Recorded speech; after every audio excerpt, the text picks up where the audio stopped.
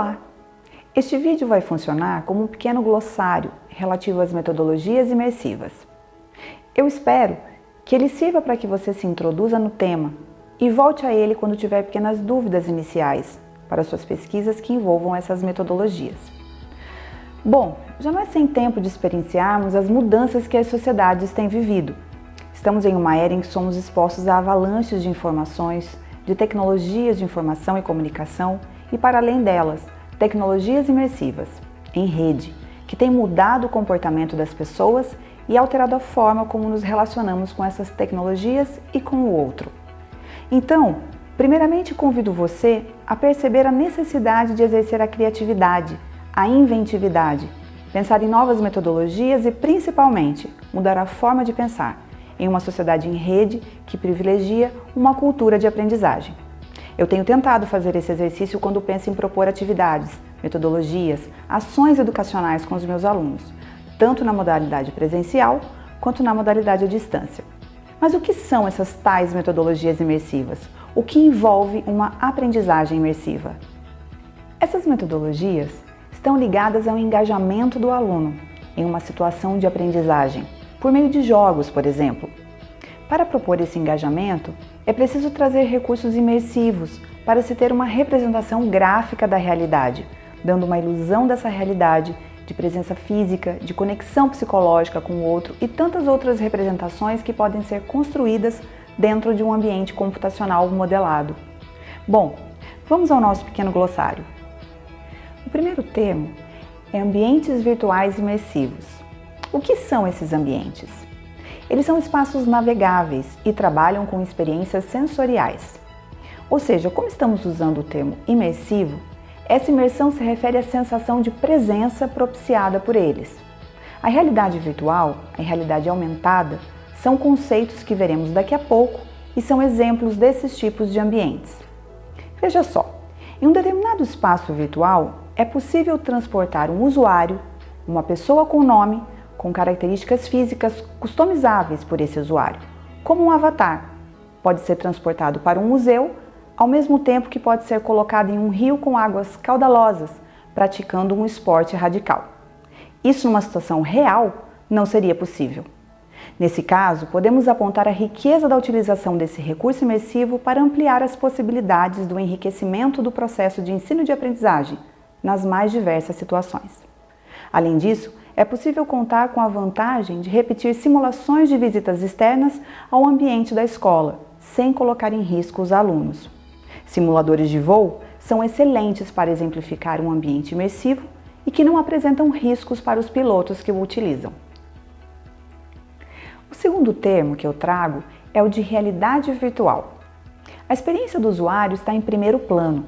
Ele funciona como uma realidade simulada, e essa realidade é construída por meio de equipamentos e programas, claro, superpoderosos, com a finalidade de criar uma experiência imersiva realista. Alguém já deve ter visto pessoas em shopping centers, em estandes, nos corredores, utilizando óculos de realidade virtual. A literatura, e aqui cito os autores Rosenblum e Cross, apontam 3 características essenciais a esse sistema. São eles a imersão, a interação em tempo real e a ilusão realista. A imersão, mediada pelos dispositivos, óculos, luvas e qualquer outro gerador de estímulos sensoriais. Por meio desses recursos, é que o usuário pode interagir em um ambiente virtual como se estivesse no ambiente real. A característica de interação em tempo real é possível compreender quando se está em um jogo simulado, ou seja, o usuário tem o feedback imediato sobre seus movimentos, reações, as posições, enfim, tudo captado pelos dispositivos que citei anteriormente. E a última característica é a de ilusão realista, que se dá especialmente na modelagem gráfica dos cenários virtuais, de modo que seja absolutamente crível ao usuário. Nosso próximo conceito é o de realidade aumentada. É o virtual projetado no mundo real, que só pode ser visto por meio de um equipamento, por exemplo, um celular. Você deve se lembrar de uma febre recente que foi o jogo do Pokémon Go.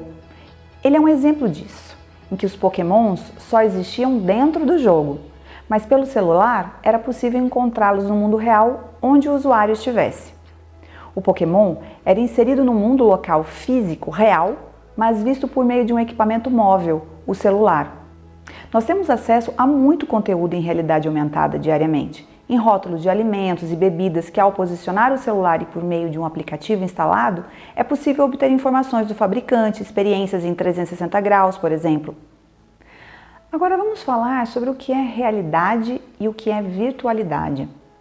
É interessante pensar aqui não em conceitos definidos, separados, mas sim em conceitos que transitam como em uma linha de graduação, em que saímos de um mundo real, passamos para a realidade aumentada, pela virtualidade aumentada e então ao ambiente virtual. Isso é tratado pelos autores Milgram e Kishino e eles chamam essa sequencialidade de contínuo realidade e virtualidade.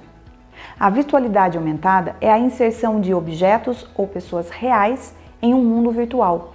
Como exemplo, eu cito o filme Avatar, mas vamos pensar na perspectiva das personagens. O mundo de Pandora é um mundo virtual, em que as personagens reais, os atores, foram inseridas no mundo virtual. Conceitualmente, podemos ver isso no cinema, nos filmes de fantasia, em que pessoas são inseridas em mundos que não existem. Harry Potter, Avatar, ilustram esses casos.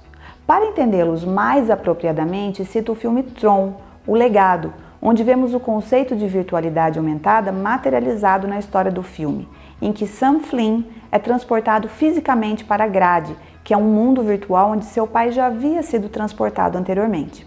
Então, a virtualidade é a inserção de pessoas, objetos reais, em mundos virtuais. Finalmente, o último conceito e que é importante porque nos leva a pensar sobre o que podemos fazer com todos esses outros conceitos que vimos até aqui. Esse termo é o de aprendizagem imersiva.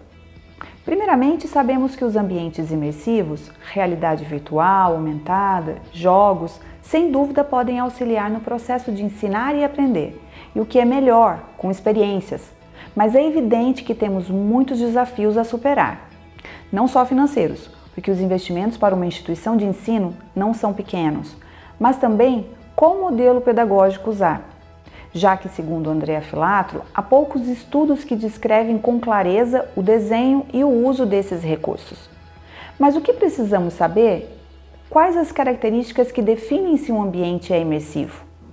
A fidelidade representacional, que tem a ver com a qualidade da representação, do realismo da representação do usuário no ambiente e não só fisicamente, mas também com relação ao seu comportamento, a interação do aluno, que são as trocas e a construção da identidade. Essas características combinadas proporcionam uma experiência, uma sensação de estar lá, é a sensação de presença. É claro que não são só os recursos tecnológicos que vão proporcionar a aprendizagem.